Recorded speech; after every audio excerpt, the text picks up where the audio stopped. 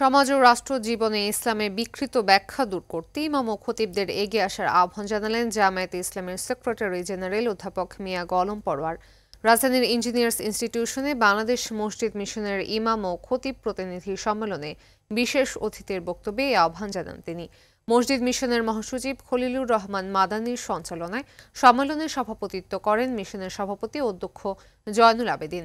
সাম্য ন্যায়ের জন্য মসজিদ ভিত্তিক সমাজ গঠনের মাধ্যমে অনাচার কুসংস্কার দূর করতে দিন ও ধর্মের প্রকৃত তাৎপর্য তুলে ধরার বিকল্প নেই বলে এ সময় উল্লেখ করেন মিয়া গোলাম পরোয়ার। আমার শতভাগ ইখলাস, তৌফিক,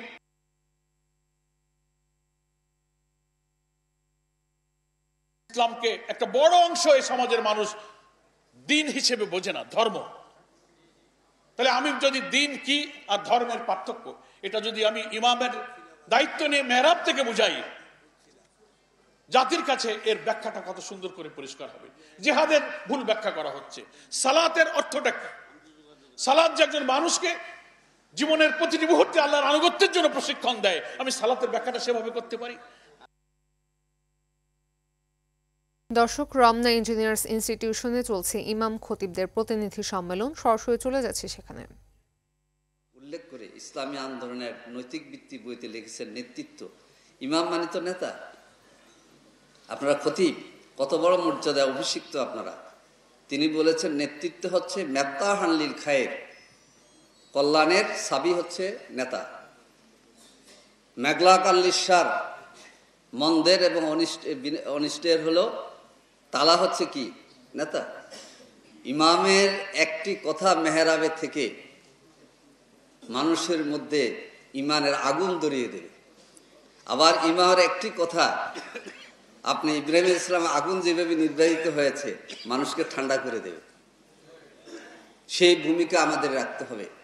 আজকে সারা দেশের মানুষ চায় আলেম ওলামাদের ঐক্য, দিন প্রতিষ্ঠায় যারা আনছে আমরা সকলের ঐক্য। এই ঐক্য করতে হলে এখানে যারা শপথের কর্মীরা আমরা আছি, সবচেয়ে ছোট হব আমরা।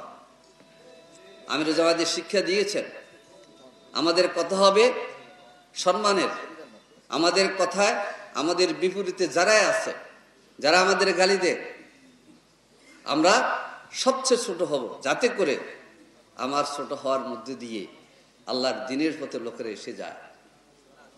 সম্মানিত ভাইয়েরা, এই আন্দোলনে শাহাদাতের মর্যাদা লাভ করে চলে গিয়েছেন মাওলানা মতিউর রহমান নিজামী।